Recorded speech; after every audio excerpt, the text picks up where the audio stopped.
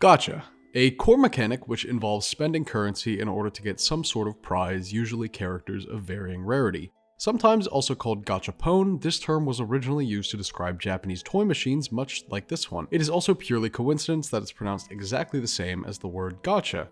As the years go by, this concept is being increasingly applied to video games, pretty much now having its very own genre with plenty of options to choose from. While many video games these days utilize deceptive marketing and shady business tactics to get their players to spend real money, gacha games wear it right on their sleeve, loud and proud for the world to see.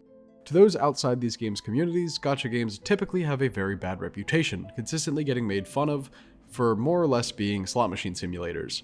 However, while these games' insane monetization have no need to be questioned, are any of them actually good, well-made games? Today I'll be playing a couple different ones and judging them on a couple different factors, from, the writing to characters, gameplay and mechanics, and of course their treatment towards free-to-play gamers. Without further ado, let's talk about it. Let's start off with the big one. Genshin Impact is actively developed by MiHoYo and released in late 2020. Since I've played Genshin before, not like some people have, but a decent amount a few years back, I decided to make a new account to see what the experience is like for new players. Right off the bat, I was surprised by how hard they went on this opening cutscene. Like, the animation and the music especially, they're just really nice. Like, they just simply didn't need to go that hard. After that, it's pretty tame stuff. I picked the female main character because this is a video about gacha games, and what type of sad lonely gamer would I be if I didn't take every chance I could get to play as a woman? One of the main things that stuck out to me was how fucking obnoxious Genshin's companion character is. This is really the only game I played that has a companion character, and I just can't emphasize enough how grating and obnoxious her voice and her constant interjections are. The path ends here. Guess we'll just have to climb. As Genshin is an open world game, a big staple of it is the exploration that comes with playing. Your options for exploring are pretty much limited to walking, climbing, swimming, and gliding, although some characters' abilities can be useful for exploration as well. You'll also be seeing a lot of these statues and waypoints around that you can fast travel to, and it also means that this game is really, really pretty. Graphically and in actual world design perspective, this game is actually put together really well. There's also a huge variety in the world between these different regions. This game has been out for 3 years now, and since they're still adding things, they're still adding enormous map expansions as well. I can't actually show you all of them because I haven't been to every one on my main account, but I believe right now there are 5, each with their own visuals and enemies and stuff like that. I only haven't made it to the most recent 2 since I stopped playing as much like a while ago, but each region is absolutely enormous with what seems like an impossible amount to do and see in each one. They're all incredibly distinct from one another and are largely based on real-life cultures as well. The combat is pretty good too. Each character has a couple different abilities: their normal attack, a skill, an ultimate, and a passive ability. Every character is different, obviously, so these abilities can be oriented around damage or support. Characters are going to be one of the 8 elements between fire, water, plant, lightning, wind, ice, and earth. They all have names that are not those, but that's what I'm calling them because it's easier. And the element of the character will not determine what type of character it is. For example, lightning characters can be supports, wind can be main damage, fire can be a tank, you get the idea. Characters apply their element to enemies when attacking and can be triggered by another element to create a reaction of sorts, which usually does damage and applies some sort of debuff on the enemy. That's more or less how combat works, so let's talk about the rolling, the actual gacha mechanic. Since this is the first game we're discussing in the video, I'm going to go into a lot more detail for Genshin than I will on other games, so this section will be a lot longer than it will on other games, just so you know. Basically, the way it works, you get a currency that you can spend on a material used to roll for characters or weapons. You'll always have the same options to choose from, which are the standard banner, which is comprised of a couple of base characters that never changes, or you can buy rolls for the limited banner, which rotates every couple of weeks and usually contains the strongest characters in the game. There are 2 rarities of characters: 4 stars, which are purple, and 5 stars, which are gold. When you roll, you have a base chance of 0.6% to get the 5-star character on the banner, which I don't think I have to tell you is not very good. Your chance of winning a 4-star on any given roll is apparently only 2.5%, which is a little higher, but it's still pretty shit. However, there are a couple systems in place to make this system a little more bearable. For example, every 10 rolls you have a 100% chance of getting a 4-star character, which is a bit of a silver lining.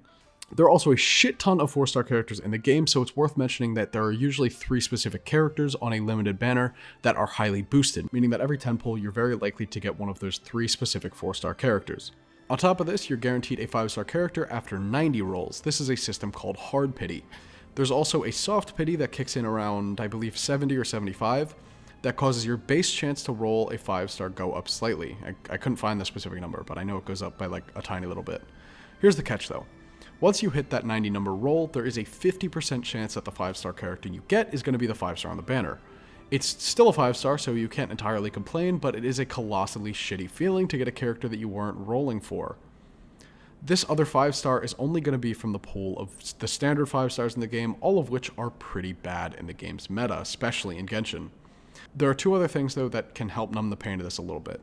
For one, all your pity is carried between limited banners. For example, if you're trying to get Zhongli and you put in 90 rolls, get a different character and do another 24, that 24 pity will go on to the next banner, meaning that you're only 66 rolls away from whatever character that is instead of 90. The second thing is that upon losing your 50-50, the next 5-star you get from a limited banner doesn't have to be the same limited banner. It can be, like I said, the pity gets carried over, so it can be any limited banner. But whatever 5-star you get next is guaranteed to be whatever character's on that banner. These little additions sound good, but they only sound good because the base system is so fucking bad. There's also a limited banner for weapons meant for the characters on the event banners. There's also 4 and 5-star weapons, with each having their own stats and abilities as well. Occasionally, limited characters won't even be that good without their limited 5-star, so you'll need to roll for 2 separate 5-star items to make the most of all the time and money you spent getting the character. In the time I played, I think I was able to obtain around 6 or 7 4-star characters, without spending money, which sounds like a lot until you realize just how many there are in the game. It is pretty new player friendly with the starter banner allowing you to collect some 4-stars right off the bat, and there's a lot of opportunities to obtain the game's in-game currency, even if it is only a couple at a time. My only other complaints are that I found the tutorial to be way too long and hand-holdy, which resulted in me being pretty disinterested very early. I also don't love most of the basic enemy designs. They're all pretty standard and boring, except for the bosses, which all look incredible, but that's because roughly 50% of them are actual characters that you can spend money on. Like this guy, who doesn't even look like this when you own him, he looks like this instead. Overall though, I've rambled about this game enough. Genshin is pretty decent in normal game standards, especially if you're looking for a huge time sink. Genshin might be pretty good, but MiHoYo isn't off the hook yet. Let's talk about Honkai 3rd Impact. This game is ass. And it's tits, too. What the hell is even going on? This is the first thing you see in the entire fucking game. This game is also developed by MiHoYo and is the second game in the Honkai series as far as I'm aware. Despite also being developed by MiHoYo, there are some key differences in the way the character system works. Instead of only 2 rarities, 4 and 5 stars, there's actually 3. A tier, which are pretty much equivalent to 4 stars in quality and rarity, S tiers, which are equivalent to 5 stars in quality, and actually statistically rarer than 5 stars. Last and certainly least, there's B tiers, which are worse than A tiers and 4 stars with no equivalent in Genshin or in Honkai 3rd Impact sequel. Also, I don't know where else to mention this, but there are several different characters with multiple versions. Like, they count as different characters, so you need to pay for them separately. My favorite example of this is Branya, who I think has like 11 or 12 different variants. And I'm pretty sure I recorded it, so I'll put them on screen here. But they all look identical to one another, and I don't know. But she's not the only character that's like this. There's also Himiko and Sela, who also have like a shit ton of...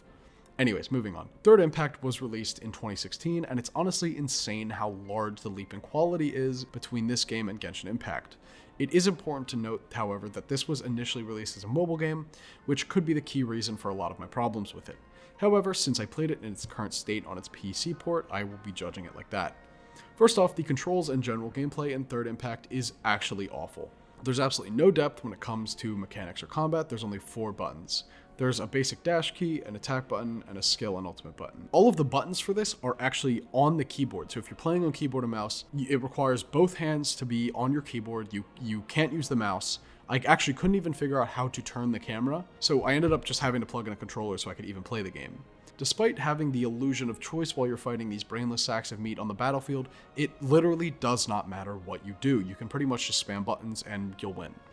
In what I played, which wasn't much because I hated it, the only thing that mattered was the elements of your characters, which is only in the game to sell you different types of characters anyways. The only time the gameplay switched up a bit while I was playing was in a mission towards the end of the first chapter, where you piloted these mechs around, which was cool for like a second as they had some different movesets, but in reality they felt really clunky and also trivialized traps. What I mean by this is that the game straight up instructs you that mechs can walk straight through level hazards. So, like, what the hell is the point of even putting them in the game if they don't fucking do anything, if you can just walk right through them? It's the same as having a blank fucking floor.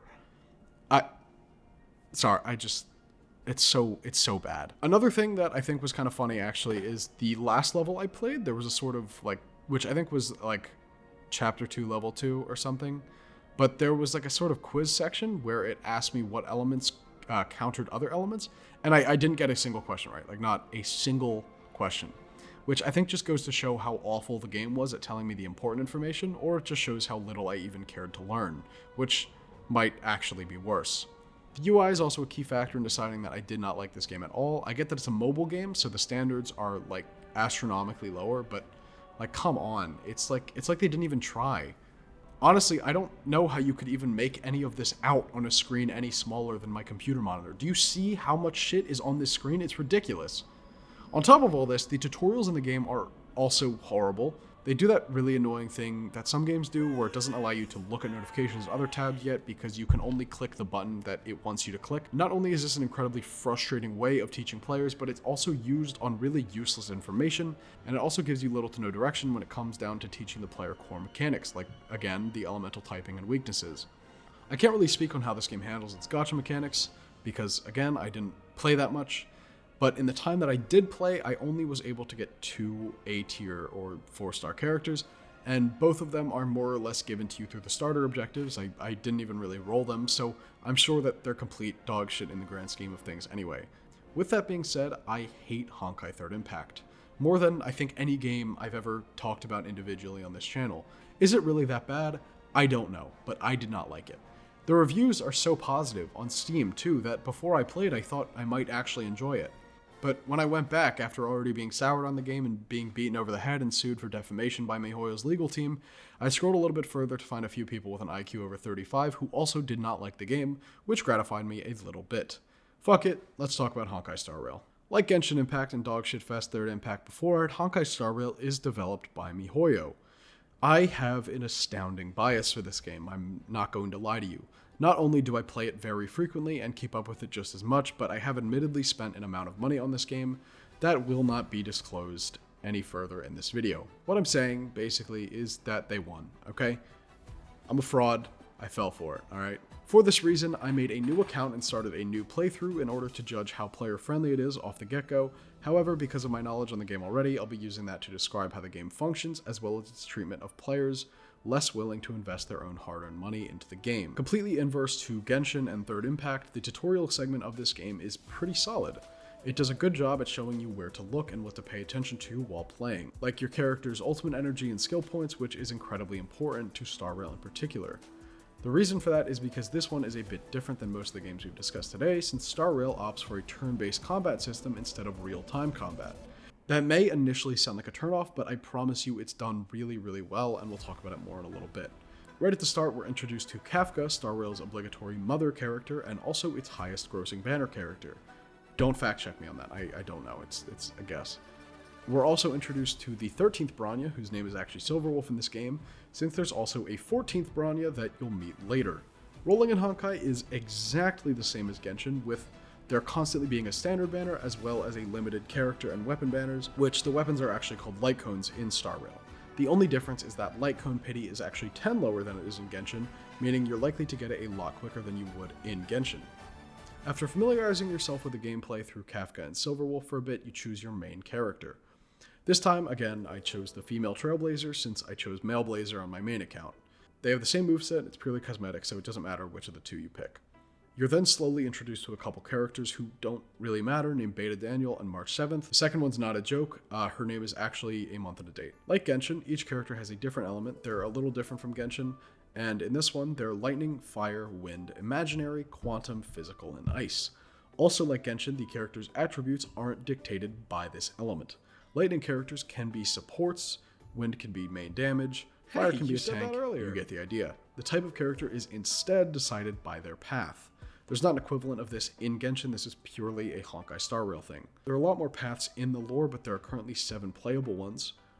Destruction deals a lot of damage, but also has good survivability, so they're kind of like a bruiser class. Hunt characters excel in single target damage, whereas Erudition excels in multi-target. There are then 3 types of support classes: Harmony, which applies buffs to allies; Preservation pretty much consists of the tanks for your team; and Abundance, which are plain and simple just healers. The last path is sort of a wild card currently. You could consider them like a debuff support, but they're titled Nihility, and it applies debuffs to enemies, which can be anything from a hard CC to a damage over time effect. So right now, it's a pretty solid mix between just damage and then debuff characters. So despite these paths being general guidelines for what a character will do, it doesn't limit them from having small characteristics of other paths in their kit. Now that you understand paths, let's talk about elements again. The element is instead directly tied into whatever damage certain enemies are susceptible to. For example, if an enemy has an ice and a wind symbol over their head, that's the type of damage it will take to break their shield, at which point their turn will be delayed and they will take more damage. Every character has a couple different abilities: a basic attack, a skill, ultimate, passive, talent, and something called a technique, which is an ability that can be used out of combat to either break enemy weaknesses, do a little bit of damage, or apply buffs or debuffs as soon as the fight is started. Let's discuss everything outside of combat real quick. This game isn't entirely open world like Genshin or the next game we're going to talk about, but there are a ton of fairly large stages that you'll likely need to come back to at many points, and also have a number of chests and things to collect in them that give you materials and currency. There are currently 3 planets, or 1 planet and 2 enormous zones that are equivalent to planets. There's the space station, Harilla 4, where most of your journey will take place in a cold European city named Belobog, and the Xianzhou Luofu, a massive system of wandering starships with what I think is supposed to be like an East Asian themed architecture and culture. In all of these areas, you'll see a large variety of settings, all of which are really well made from a visual and level design perspective. In the interest of keeping this video a regular length, I won't go into too much more detail, but there's a lot to do in this game and a lot of really good endgame content as well. It's important to note that in only about an hour and 40 minutes of playing on this second account, I managed to get my hands on a 5-star character as well as a handful of 4-stars as well. I think around 6 or 7 different 4-star characters. Not only does this prove just how friendly the game is to new players, but it's kind of like this the entire game. Star Rail shoves its currency down your throat so much harder than Genshin or any of these other games do. Not only do you get a lot of the currency just by playing, but the way the starter banners is set up makes it really easy to obtain characters early on. You already know my position on this one. It's a genuinely great game, combat is fun, economy really is not bad at all, and there's a lot to do. So yeah, I recommend Honkai Star Rail. Tower of Fantasy is a gacha game released in 2022, developed by Hada Studio and published by Level Infinite.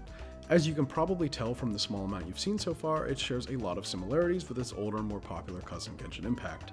Setting-wise, this is sort of like a comfortable mix between Genshin and Honkai, with a lot of largely fantasy aesthetics, but a bunch of technology-based abilities and structures. This is the only gacha game I've played that makes the bold choice and also incalculable error of letting you customize your main character, which I wish I knew before I picked the female, because I was then forced to make her look like a character from a show I haven't actually watched. I also had to pick the outfit where she's the most naked. Oh wait, that's all of them. Despite this looking like Genshin Impact and Destiny 2's malformed unwanted child, there's actually a fair bit in this that I enjoyed. For starters, the movement is very different from Genshin. In the air, you have a lot more freedom, for example. The stamina bar does not actually affect when you can sprint on the ground, which is really nice and very annoying in Genshin Impact. It only affects when you're climbing, swimming, or in the air. You can air dash, you can attack in the air, you can double jump, and you can also glide with the jetpack, but that isn't the jetpack's only use. When you're on the ground, you can tap the jetpack to quickly ascend great heights, something that makes exploration a lot more accessible and enjoyable. The jetpack is an equipment among many others that can assist you in combat and exploration that you get pretty early in the game, like this missile launcher companion thing. While you're looking around, you can also find that you can get the currency for rolling simply by exploring pretty easily, even if you have to look around for it a little bit, which I thought was pretty cool. The way rolling works may seem a little confusing if you play this by yourself, but it's actually very similar to Star Rail and Genshin, and honestly simpler. So when you roll, you obtain weapons, not characters. There are blue, purple, and gold. Blue is just the most common weapon, like blue weapons in Genshin. Purples, or SR units, are equivalent to 4 stars in Genshin and Star Rail. I keep referencing those 2 games specifically because I'm the most familiar with them, and I think they have the least confusing, well, everything. Then there are gold units, or SSR, which are equivalent to 5 stars. Here's the thing though. Characters in Tower of Fantasy are actually tied to their weapon. So when you get an SSR tier weapon, you get an SSR tier character as well.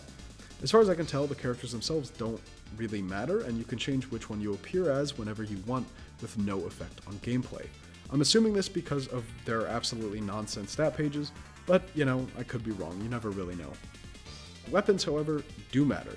They're the things with independent stats and abilities and attacks, which I think is a really interesting way of doing it. Needing to roll for a completely separate 5-star, as in a weapon in Genshin or a Lycone in Honkai, in order to make the 5-star character you just pulled actually useful, has always been a needlessly frustrating idea to me, but of course this is done just to rake in the big bucks and give players something else to pay for.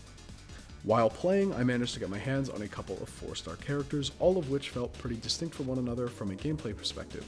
My favorite being this one that had a gun and could put down a turret you actually pilot. I think it's important to make the 4-star characters feel unique, not just the 5 stars, even if they are the selling point. From what I saw here, this was pretty well done.